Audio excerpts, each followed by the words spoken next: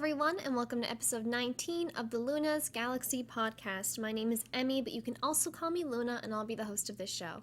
The Luna's Galaxy podcast goes live on Apple Podcasts, Spotify, YouTube, and other podcast services on Tuesday every 2 weeks. For this episode, we have 3 segments: gaming news, what I've been playing, and questions. Before we get started, if you would like to leave a review on Apple Podcasts or Spotify, I would very, very much appreciate it. Or if you're watching on YouTube, you can also like, comment, and subscribe.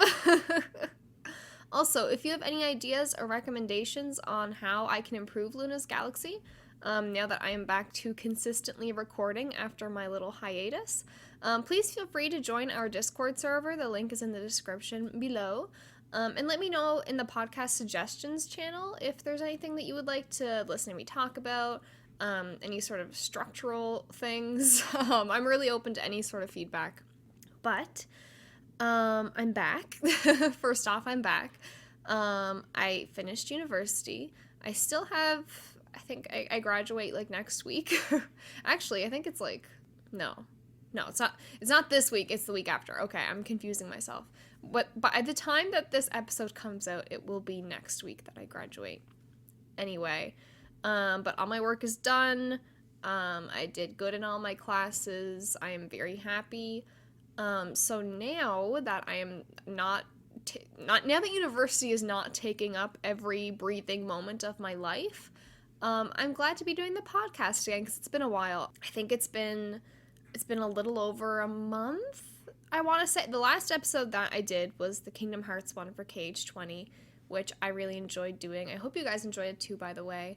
The KH20 event, I don't have this in my little podcast outline, but I will say, the KH20 event, the fan one, and also March Caprice, those 2 fan events to celebrate Kingdom Hearts were very enjoyable.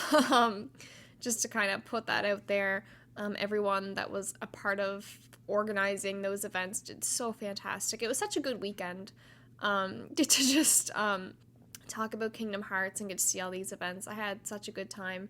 And if you didn't know, KH20 will be returning next year. Obviously not as KH20, it is KH Reconnect now.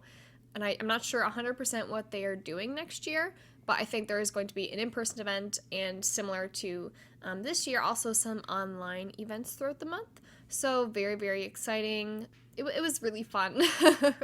If you didn't get the chance to check out the KH20 event or March Caprice this year, I 10 out of 10 recommend doing it next year, and maybe even participating, maybe even doing your own event within those events. It was really good. I know this isn't really a Kingdom Hearts podcast, but I thought I'd throw it out there, since that was my last episode that I did was for KH20. And we have a lot of Kingdom Hearts news that has come out since then, and since I've last recorded the podcast. So just in general, for gaming news for this episode, I'm not going to do like every single bit of news that came out in the last, month and a half since the last episode came out, because I think that would be exhausting. That would have to be like the entire episode, and a lot of it is just old news by now. So there is some old news, because there's some big things that happened that I do want to talk about, but, anyway, it's not new. It's not really news anymore. It's like, oh, this happened like a month ago. So I won't be going too into detail on that stuff. I will mostly be talking about recent things. But yeah, I think that about covers it. And then next week we'll be back to the regular, this is what happened in the past 2 weeks type thing. But just so you know, some of the news that we will be talking about in this episode is a bit old by now, just because the podcast was on hiatus for a while, but I'm happy to be back, and I hope that you're happy to be listening again. I really appreciate you guys listening to the podcast and really supporting me, because I feel like when any content creator goes on a break for whatever reason, it can be kind of scary, because like, what if I come back and then suddenly no one wants to watch my streams anymore, or like everyone forgot about me or something. I think a lot of content creators have that kind of fear, but you guys are so amazing. So like, thank you so much. Even when I was on break, I was able to put out little bits of content here and there, even throughout my break. I did some reactions on Twitch to Nintendo Directs and State of Plays, which I think was before I went on break. I don't know, I could be wrong about that actually. That might have been my streaming break and not my podcast break, but whatever. I also did a reaction video to the Kingdom Hearts stuff that got announced, which did really good on my YouTube, so check that out if you haven't already. And yeah, just being active on Twitter and in the Discord and stuff. And so I feel really good. I feel like this podcast won't flop, even though I've been gone a while. But yeah, I just want to say thank you guys for your support. I'm back, and I want to be better than ever, so like I said before, if you have any suggestions on how I can make the podcast better or just any content in general that you would like to see from me, please let me know. I obviously can't guarantee that I will do it, but I'll do my best to listen to y'all and just get some feedback, because now that I am not in university and I'm also going to be unemployed very soon, I really want to put my heart and soul into making content, especially over this summer. So yeah. I've rambled on a bit before we even really got into it, but it's been a while, so I feel like it was justified. Hopefully it wasn't too bad. But anyway, let's get into the gaming news. So the first big thing in gaming news, so this is one of those kind of things that happened, I think it might have been right before I went on hiatus, if I remember correctly. It was a while ago. But they finally ended up announcing Project Spartacus. PlayStation Plus and PS Now sort of combining. They finally announced that. And so what they have described is a 3-tier system, which was basically what was rumored. And they are just calling this PS Plus. There's not this fancy new sort of rebranding. It's just PlayStation Plus and 3 different tiers of PlayStation Plus. So PlayStation Plus, as we know it now, is going to be PlayStation Plus Essential. And that's literally just what we have now. You get some games every month, and you get to play online, and you get some discounts and PSN. Then we have PlayStation Plus Extra, and I think what this one adds is you can play like PS4 and PS5 games, and then the PlayStation Plus Premium also adds in a back catalog of games from the PlayStation 1, PlayStation 2, PS3 via the cloud, and PSP. It is weird that Vita isn't there. That did stand out to me. I think, maybe there's a possibility that they add that down the line. I do know that the Vita has some, like, touch control stuff, which may limit what games they can put on there. But I never had a Vita. I had a PlayStation TV. So that's how I played my Vita games. So I know for a fact that a lot of those Vita games don't use the touchscreen. So obviously not every Vita game would probably be able to transfer properly to this, PlayStation Plus premium thing. But a lot of them would be able to. Like Persona 4 Golden, there's a whole lot that they could put on. Persona 4 is the one that comes to mind, because I feel like everything else has been ported to, like, PS4 or something at this point. At least the games that I played on the Vita. But yeah, they don't need to have the touch controls. So, yeah. And so this premium tier costs $120 yearly. And so they're really going for the yearly model with these subscriptions. I think if you pay per month, it's a lot more expensive in the long run, which is how subscription services are in general most of the time. But it's really noticeable with these PS Plus extra and premium tiers. Also, I forgot to mention, the premium tiers also have limited game trials, I think is how they phrased it. Kind of like demos. So I think they actually very recently announced that it was like any game above a certain price point is like $34 or something. Any game that is selling for a certain price point has to have one of these game trials, sort of like a demo. Maybe it'll be the first 2 hours of a game. I really don't know how this is going to work out, but that will be for the PlayStation Plus premium tier. And this is weird. The game demo trial things to me are weird. Not, like, I think they're a great idea, but I think making them a requirement, because that was the recent news that came out for, if a game is released over this price point, it needs to have a demo, it needs to have this game trial. To me, that feels weird. I assumed that this would only be for, when this was announced, I assumed it would only be for, PlayStation first-party games, maybe some really popular third parties, and just, like, whoever wants to have at her, right? I think making them required, I don't know how I feel about that, because I think of, developers and how a lot of them are already constrained for time and resources and all these things, and I'm like, ooh, that sounds like it could be kind of rough trying to get together a demo or a trial, because I don't think it's as easy as a lot of people think it is. So that did stand out to me. I don't know how I feel about that yet. But yeah, I we'll see. Like, my entire thoughts on this PlayStation Plus sort of expansion is that we really just have to wait and see, because it really depends on the library.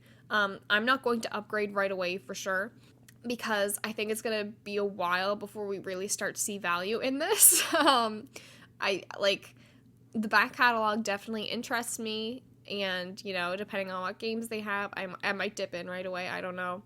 But we have, as of recording this, we have no idea really what the catalog is going to be like. So yeah, I feel like it's going to be a while before this service really gets good, so to speak. But yeah, looking forward to, you know, seeing how it develops, and, you know, someday possibly upgrading to premium. But we shall see. It really depends on the library of games, in my opinion. But next up for news, so this is more recent news. Babylon's Fall. Remember that? Square Enix and Platinum live service game that was announced many years ago? We were like, oh, that looked cool. And then it got, like, re-announced, and we were like, oh, why does it look bad all of a sudden? That game. I think it came out maybe 2 months ago or something. It's hard to remember. Time isn't real. But the Babylon's Fall dropped just one concurrent player on PC this week. That's really bad. And I know this is only for PC. Maybe it's different on other platforms, but, like, holy shit. That's bad. That is really bad. And yeah, and Square Enix doesn't want to really let go of Babylon's Fall. They're really invested in making it the best that it can be. And it's just like, you know what, Square? I'm done questioning you. Like, I don't know what you're doing. I'm not even gonna try and understand anymore. You just keep doing you. Anyway, I just thought it was funny. So next up, so this actually happened, like, late last night. At least it was late last night for me, as the time of recording this. By the time it comes out, it will have been a few days ago, but it's fine. So AI The Somnium Files nirvanA Initiative is now doing a new ARG. And it is weird. So a few days ago, they posted this website. I can't remember what it's called, but it's like this organization, I guess, and it's about these missing people, and they showed these new 2 characters that are missing. I don't know, it's weird. I'm gonna be honest, I didn't look into it as much as maybe I should have, considering I'm a big Uchikoshi fan, but I don't know. I don't have the energy. I don't have the energy to, like, analyze it. Like, unless something stands out, like, I don't know, I'm not looking into the details of it. I think it's really cool, but anyway. So that happened, and then last night, there was a countdown actually on the website. It was like the hidden bats, the bats 490 video, all that stuff. And the countdown ended last night. It was 11 p.m. for me. And when this happened, it was like the website updated, and it showed that, like, these 2 missing characters were kidnapped, I mean, obviously they were missing, but they were kidnapped. I don't know. And they were somewhere. They were in this room that they had to escape from, and we had to help them. We had to get them out by solving this puzzle. And the 2 characters have Twitter accounts.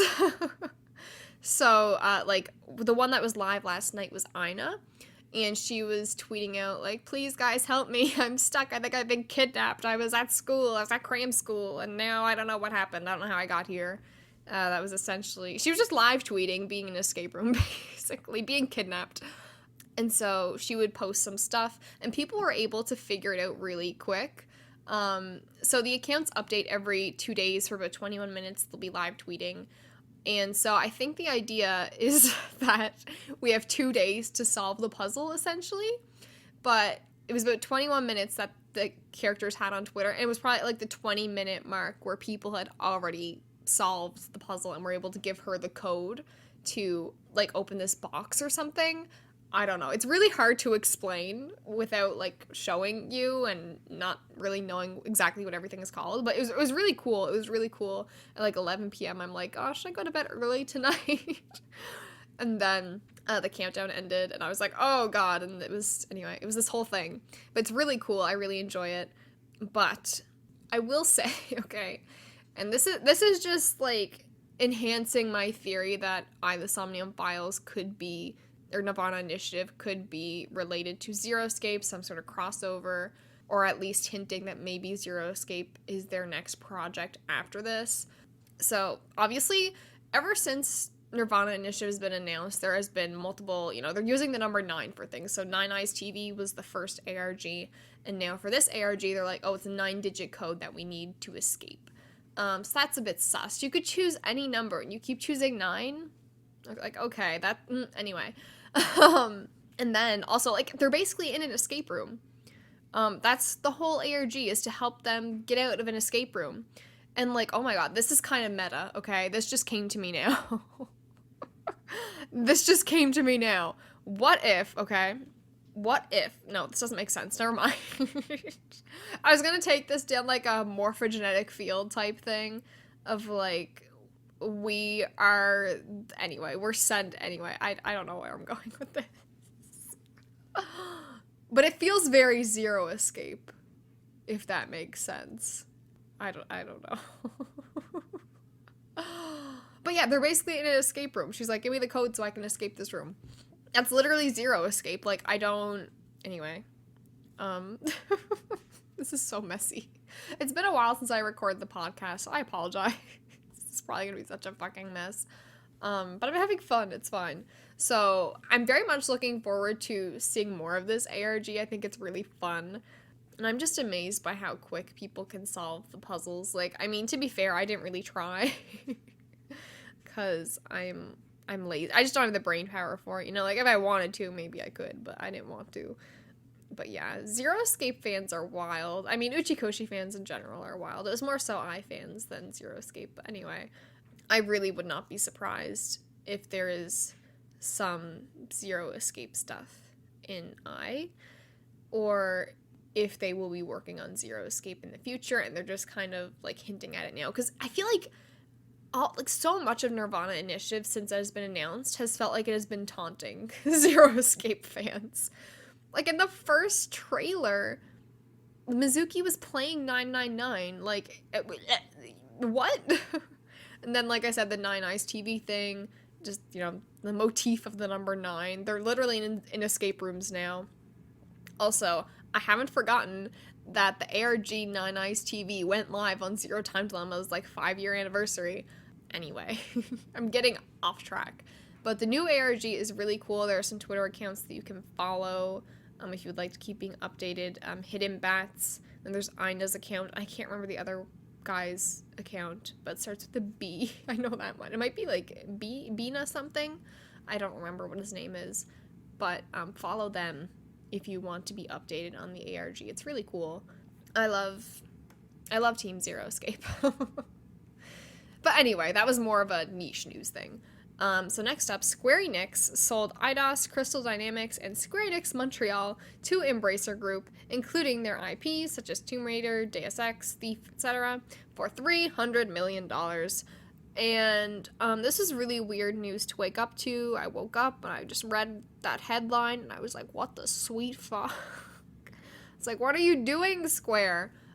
Looking into a bit more and, seeing what other people have had to say about it, I think it does make some sort of sense to sell those Western developers, because clearly they kept underperforming for what Square Enix wanted.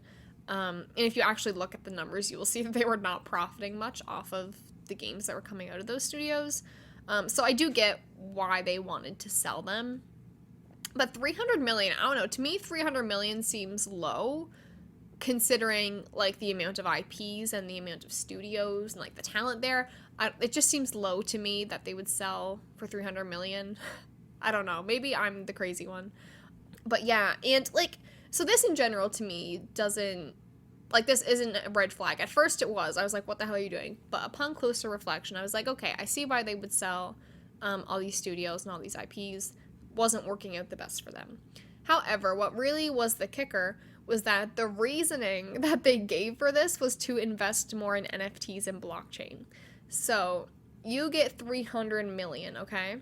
And you're like, we are going to invest in a trend that has been in the industry for about a year. We're going to invest 300 million in that, when it's already becoming, a trend that is no longer trending. I don't know what the right word for that is. People aren't really talking about NFTs anymore, and they've already got like a shit ton of backlash for when they first started expressing interest in NFTs, as most game studios do. It's just so messy. I'm like, well, what are you doing, Square?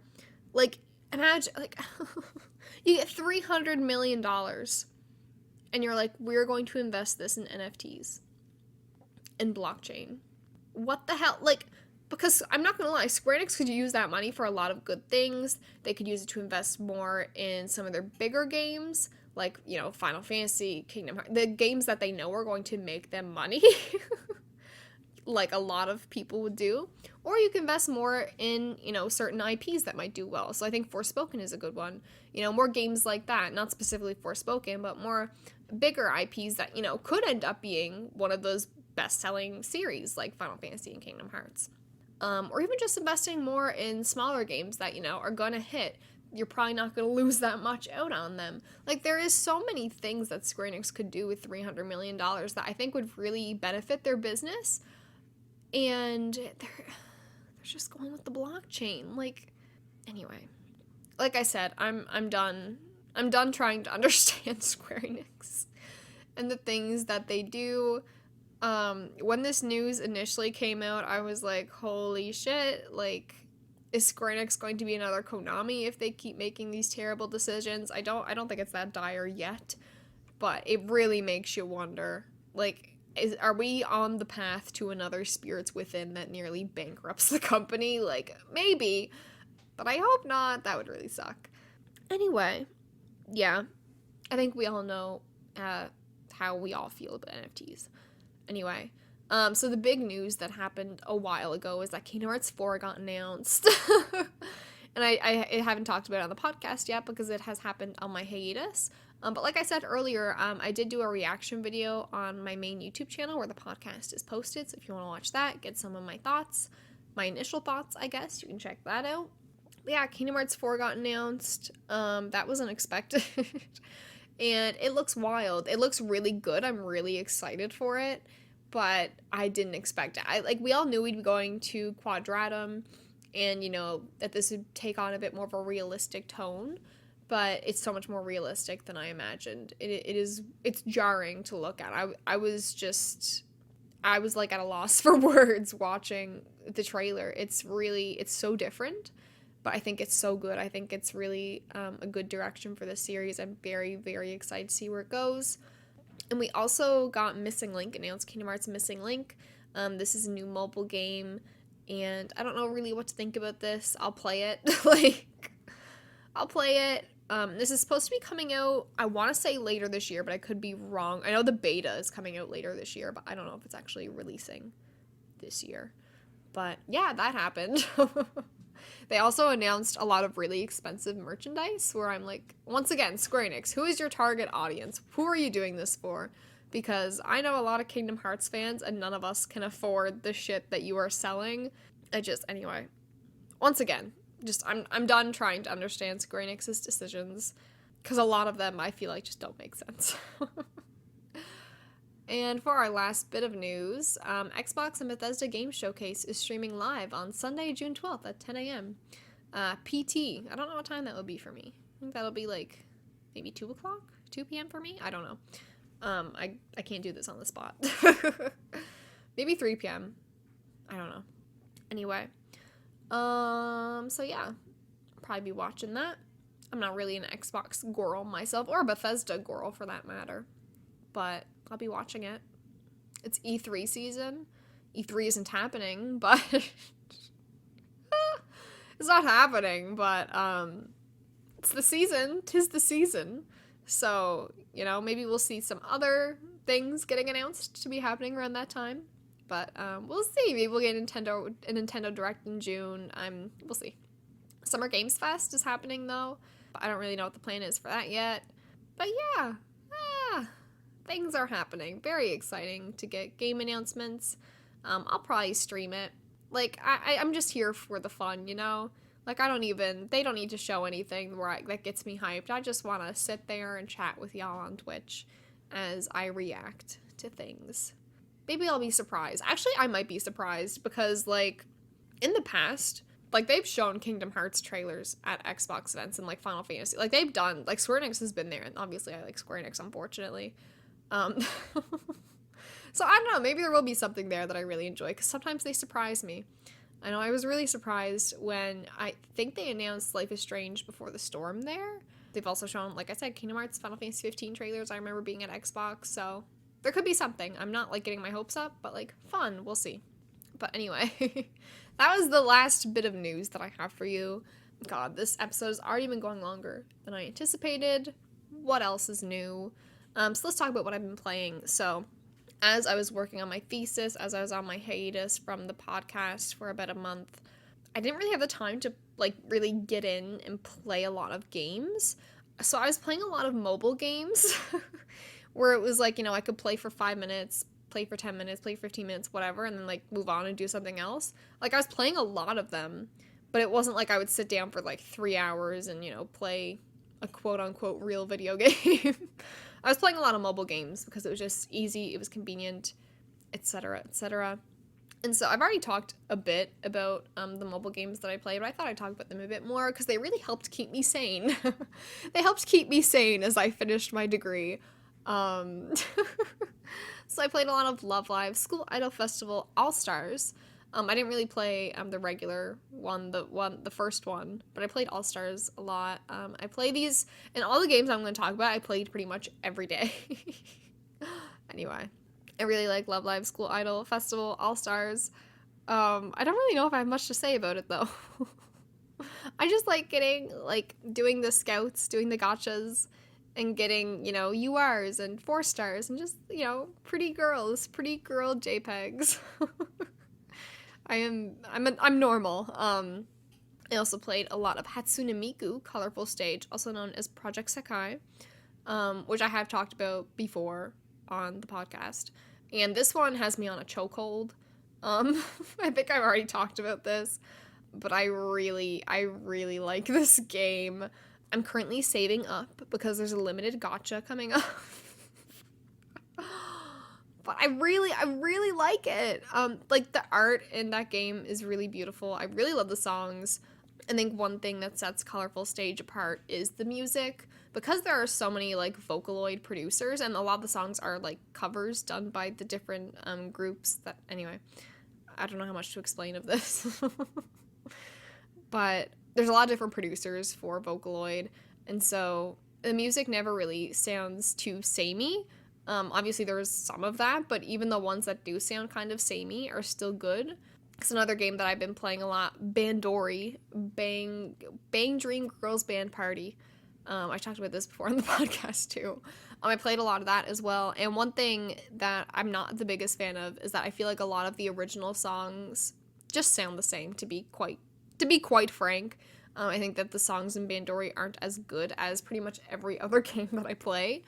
And a lot of that is just because, like, I feel like all the Roselia songs basically sound the same. All the Afterglow songs basically sound the same. And if you really like that sound, like, it's fine. But I'm not, like, a huge fan of any of their sounds. So it's just kind of like, I'm not really playing this for the music. But Colorful Stage has some really good music. Like, and I've seen some people on the TL actually playing it recently. And I've been like, ooh, maybe I have more people to talk about it now. But yeah, I really love the characters in Colorful Stage. I really like getting to know more about them and, you know, doing the stories. And, like, obviously the gameplay is fun and the gacha is fun, and that's kind of what you expect from a mobile game, but I really do love the characters and the story. That's really what's kind of got me obsessed. Also the music, like, I'm not gonna lie, I really love the music. But, yeah, also Bandori, like I said. I don't think I have anything else to add to that. I also downloaded a new game, so D4DJ, which, you know, is similar to Love Live, Colorful Stage, and Bandori. It's a music rhythm game gacha with anime girls.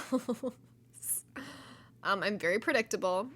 And I like this one. It's not, like, my favorite by any means. It's different, though. The gameplay is, I would say, very different from the other ones, but I still like it. It's still good. It's, you know, it's fine. Yeah. And then Also, before I move on to the next one, actually, so Ensemble Stars Music is getting an English translation, hopefully soon. I don't know. It's been announced for like months now, but there's a beta out now, but we have no idea when the actual game is coming out. But I am looking really forward to that one because it fits into that category of like, music, rhythm game, gotcha, anime. Although this one has anime boys, not anime girls. So that's exciting. I'm very excited for that to come out. But God knows when it is. But the last mobile game that I want to talk about is Mystic Messenger. So if you were like on Twitter, on like a very specific side of Twitter, around like 2016, 2015, I want to say, you might have known about Mystic Messenger. It was very popular back then. I re-downloaded it. I was like, fuck it, I'm gonna do like all the routes because it's an Otome game. It's an Otome game. You play as an anime girl and there are different anime boys that you can romance. And so I did the routes, all the casual routes for Zen, Yusung, and Jehi. I love them all. I did them, and then I started doing, they have like was it like the deep story or something, that you do after the casual ones, and that has Jumin and 707. I love 707. He is my favorite character in that game. He is my boyfriend. But I was like, I'll save the best for last, right? And so about halfway through Jumin's route, it got all fucked up, and the game got fucked up, and I just got so pissed off that I deleted the app. So I didn't get to actually do 707's route because I got really mad. But anyway, so that's how I spent my time when I was working on my thesis. And I'm still playing all those games every day except for Mystic Messenger because it made me mad. But anyway, here's some good news. Here's some really good news. I got a PlayStation 5. It was like a fluke because I'd been trying to get one for a while now. Like, I had the alerts on like the PS5 Restocks Canada Twitter thing, which if you are trying to get a PS5, I do recommend following them if you're in Canada. But I had alerts on for them. I was trying to get one on Amazon. It was hard because a lot of the PS5s that will be online are in bundles, and I didn't want a bundle. I just wanted to get a fucking PS5 because a lot of the bundles have like an extra controller, a dock, maybe a game, like stuff like that. And I didn't want any of that because I'm like, okay, one, the extra controller that you get is red, and I want to invest in an extra controller, but I want to be like a pink or a purple one because I'm picky, and I like those colors more than red. And I don't need a dock, and I don't want to play Horizon Forbidden West, like, personally, at least not right now, I don't. So I just wanted a fucking PS5. It was very difficult to get one. But one day I checked like the Best Buy app, and it said PS5's in store near you, and I was like, oh. And so I ordered it, and then I went into the store like an hour later, and they had it ready for me, and I got it. So it was just a fluke, because like anytime I've gone into Best Buy or, Walmart or any of those stores, they haven't had them in. So like I've been looking, and they've never had them in whenever I'm in, but I just checked on the app one day and they were in stock, and so I got one. It was very, very exciting. Obviously I got the one with the disc thing. So yeah, I'm very excited, and I must say I love the DualSense. I fucking love the DualSense. I know I said when I got the Switch Pro controller that was my favorite controller. I think the DualSense takes over now. It feels so good. Like, I don't think you realize what it feels like to have a really good controller until you hold it in your hands. Like, for me, I don't really think about it much unless I'm playing with the PS3 controller, because I don't like that one. That's, like, my least favorite. But holy shit, the DualSense is so good. I love it. So on my PS5, I played Astro's Playroom, which I really love that. If you have a PlayStation 5 and you haven't played Astro's Playroom yet, I highly recommend it. It is worth your time, okay? Play Astro's Playroom. It's pre-installed. It comes with the PS5, and it's so much fun. It's a really fun, cute platformer. And if you're a big PlayStation fan, if you've been following PlayStation for quite some time, I think you'll really enjoy it. There's a lot of cute references. You can like collect different PlayStation hardware, so like all the different like PlayStation 1, PS2, PS3, all that type of stuff. But they also have some like funny things in there, so like you can collect like the SingStar like microphone. I was kind of upset that I couldn't get a DDR pad, but I'll live. I get why it's not there. But like there's just really cute things like that. There's a lot to explore. It's really fun. Also getting to see how they've improved with the DualSense. That's really, I would say, the purpose of that game. There's a lot of references. So there's references to Crash Bandicoot, Horizon Zero Dawn, but just a lot of references, to be quite honest. That, it's really cute. It's a really fun game. Please play it. Like, I gave it like a 9 out of 10. For what it is, like, it's a 9 out of 10. It was so much fun. And then also, so very recently, I finished the Final Fantasy VII Remake Intermission DLC. So obviously I couldn't do this for the longest time because I didn't have a PlayStation 5 and I didn't want to play it on PC. So I've really just been waiting to play this Remake DLC. It's almost a year old now. And I recently streamed it. The VODs are up on my YouTube if you would like to watch my reaction to it. But holy shit. If you haven't played the Remake DLC and you have a PlayStation 5, please play it. It is so good. And it made me remember how much I love Final Fantasy VII. Not to say that I ever, like, forgot, but, like, when you haven't played a game for a while, and it's just kind of, like, in the back of your mind. There's not, like, a new game coming out too soon, and so you just don't think about it much. Like, that's kind of how I am with Kingdom Hearts now as well. I'm not too into it currently. I probably will be in a few months. I kind of go in phases with my obsessions. But, like, Final Fantasy VII was not one of my current obsessions, okay? But, obviously I got my PS5. I was like, I need to finally play this. And holy shit, like, I gave it a 10 out of 10. Like, that might sound like a lot, but it really blew me away. I think that, and it really kind of got me thinking about Final Fantasy VII Remake again. I'm just so amazed with what that team has done. I think that Final Fantasy VII Remake did everything I wanted it to do and more, and this DLC also continued to do that. It blew my expectations out of the water. I really loved playing as Yuffie. I really liked Sonnen. I hope I'm saying that right. I can't remember. I really liked the other side characters that were introduced. It was just so much fun, and it's really beautiful. It really does look great on PlayStation 5, and the story was so good. And, like, the characters are so lovable, and you can tell they really made this game with love, and I believe in them moving forward to make Final Fantasy VII Remake Part 2 amazing. It's really good. I might do some sort of spoiler talk about it at some point, but man, it was so good. It was so good. Like, that, it was fantastic. I'm really excited to see the future of where 7 Remake goes, because I really think they know what they're doing. They have a vision in mind, and I think it's going to be fantastic. To me, the DLC made me feel like, okay, 7 Remake was not a fluke, because the DLC was on that same level of quality, if not maybe even better in some ways. Like, the cinematography of Final Fantasy games, especially 7 Remake, like, you're just watching the cutscenes and you're like, oh my god, it's so beautiful, or, like, just the way they do things. Also, the music was really good in this as well. Like, holy shit. I had so much fun with it. I'm so excited for Part 2 now. It's probably gonna be on the back burner of my mind, but, like, once I see that first trailer, like, boy.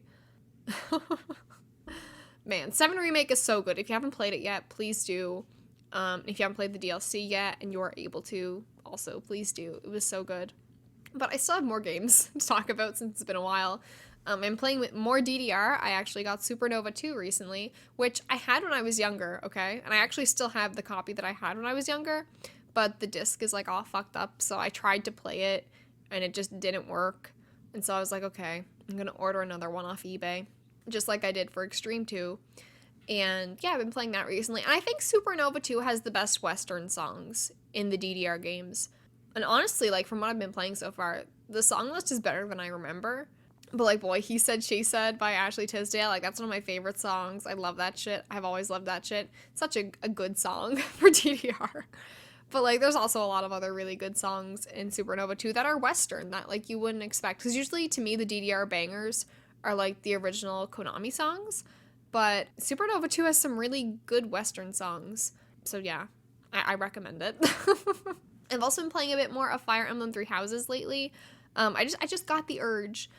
And with Three Hopes coming out soon, I might not play it very soon because it comes out the same day as nirvanA Initiative, but at some point I want to play it this year. I've been going back, because I did Edelgard's route, my first playthrough, and so now I'm doing Claude's route, and I'm about halfway through. I'm almost at the time skip, And yeah, that's how it's going. I want to do all the routes maybe before Three Hopes. Will that be possible? Probably not. But I am enjoying it, so that's that. And I also went back and I started playing Ratchet and Clank. So this is the original PS2 game, but it's like the PS3 remaster. Because I don't know, I was getting that urge, and I haven't finished it yet, but I think I'm towards the end. I want to finish it because I started it many, many years ago, and I just never finished it. And so I want to go back. I want to play all the games on that PS3 collection of Ratchet and Clank games. Maybe some of the other ones. I'm hoping that some of them will be on the PlayStation Plus Premium tier, and maybe that'll make it easier to play some of them. But also, I want to play like the Ratchet and Clank PS4 version, maybe Rift Apart on the PS5. Because, like, I like those games. I just never finished the first one, and so that put me off from playing the rest of them. Jak and Daxter is also in a similar boat, where I really fucking love the first Jak and Daxter, but I just can't get past Jak 2, and so that has prevented me from playing Jak 3, and which I have them all on the PS3 as remasters, but anyway. So yeah, I'm really enjoying Ratchet and Clank, and I think Ratchet and Clank holds up very well. The camera is a bit, meh, it's a PS2 game. And obviously, like, graphically, it's not fantastic. But, like, the core of the gameplay for Ratchet and Clank, I think, has aged extremely well, all things considered. Like, I'm having a lot of fun playing it, so, it's not too late. If you want to play the original Ratchet and Clank, I think it's still really fucking fun. So, yeah, I'm hoping to finish that maybe in the next few days. But let's move on to questions. I think that's all I've been playing. I could be wrong. It's been a while, but I think that's all I've been playing. But anyway, let's move on to questions. So my question for you guys was, what games have you been playing lately? Because it's been a while. I didn't really know what question to ask. So I was like, hey, let's see what you guys are doing. So yeah, let's get to the answers.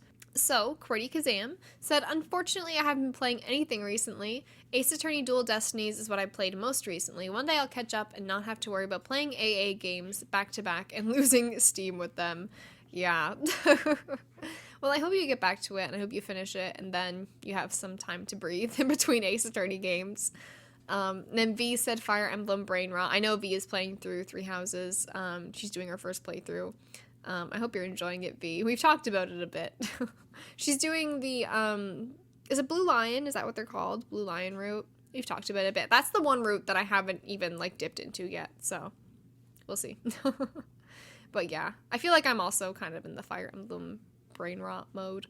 And then Mila said, one game I played is the fan translation of Kama Itachi no Yoru?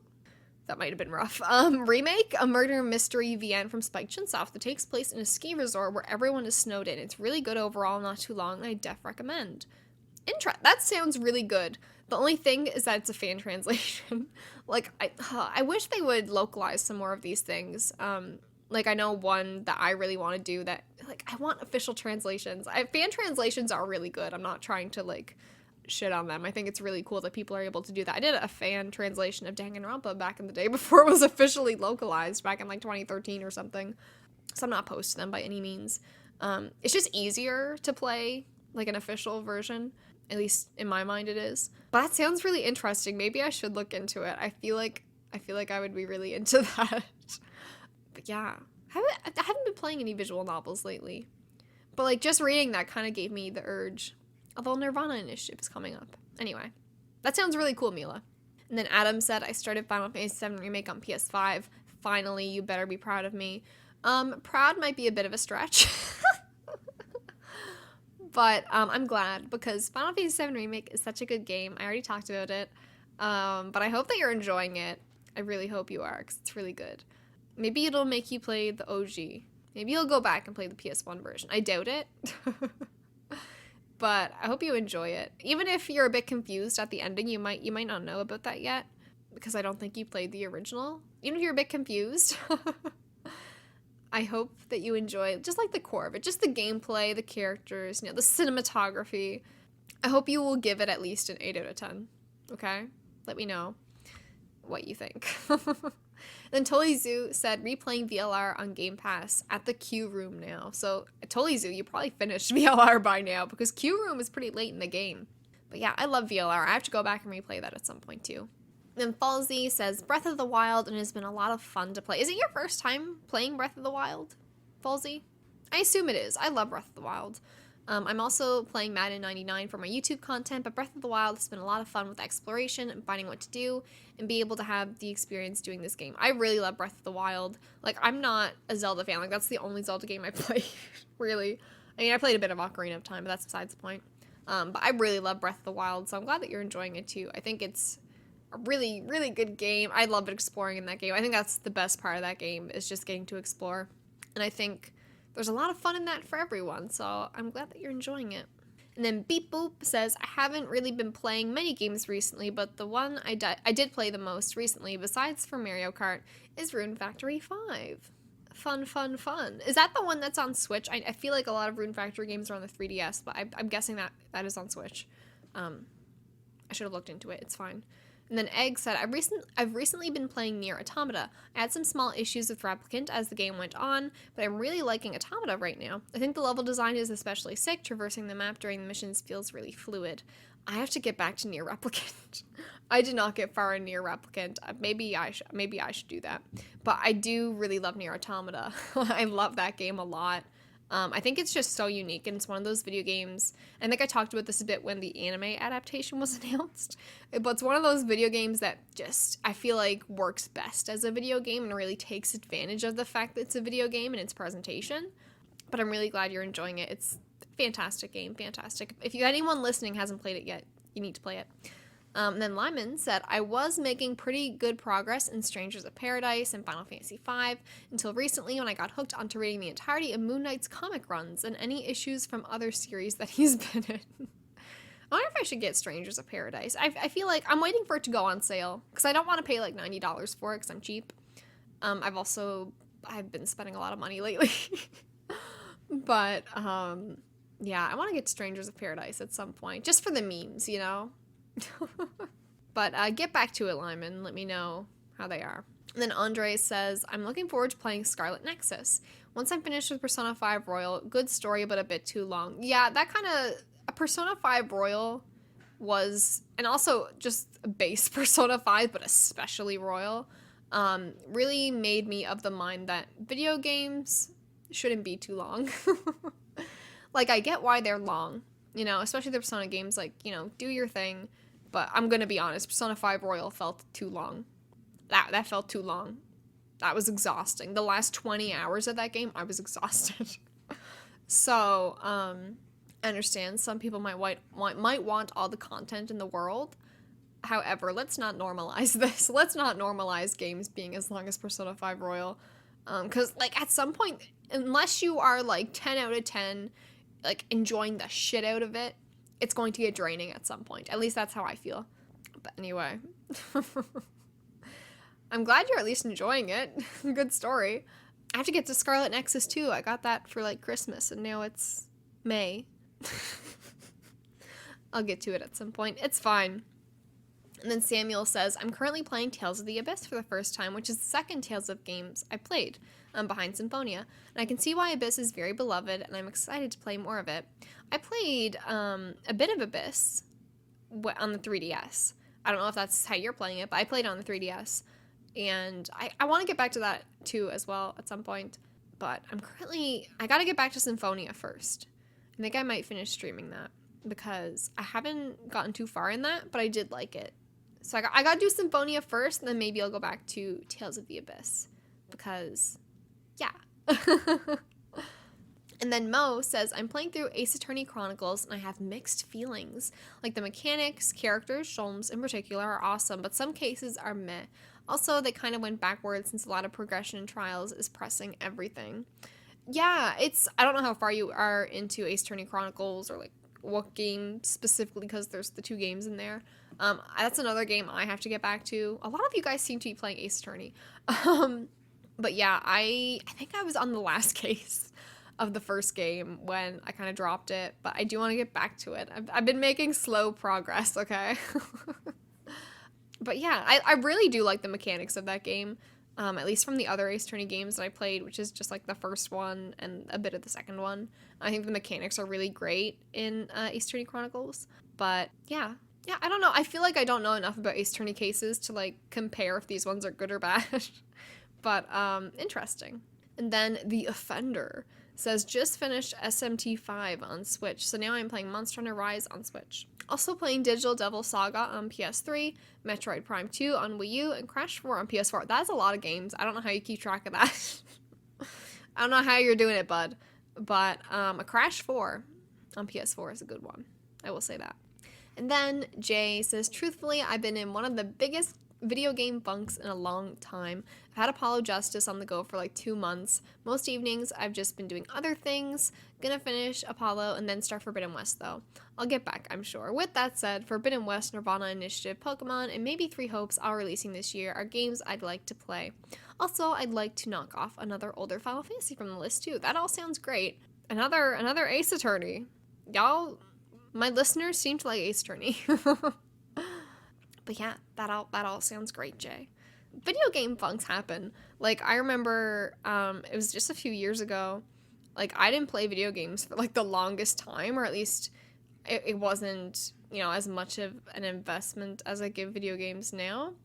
Like, it was really weird. It was literally the first time, I think, since I was a child where, I wasn't playing video games all the time. I just didn't even think about them that much. I was just doing other things. It happens. But you always come back. At least that's how it seems to be for me. But with that being said, I've kind of already told you guys what I've been playing.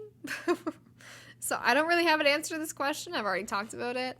But I really liked listening to you guys and, just keeping notes of what y'all are playing. Like, maybe I should play that too. I'm still really intrigued by the visual novel that Mila talked about. I might have to look into that. But anyway, thank you so much for listening to the Luna's Galaxy podcast. If you enjoyed this episode, please feel free to like, comment, and subscribe on YouTube, or leave a review on Apple Podcasts or Spotify. And I'll be back on Tuesday, May 24th, for the next episode where we'll be discussing who knows what. If you want to be a part of the Luna's Galaxy community, you can join our Discord server, link in the description. You can also keep up with me on Twitter, Instagram, or Twitch, where I'm at EmiLunaGames. I hope you all have a wonderful day, and I will see you next time. Thank you again so much for listening. It's been a while. I'm happy to be back. I don't want to add more to this, but thank you. Thank you again. I'm looking forward to creating more content. But anyway, that was the outro, so so I'm done now. Until next time, bye-bye.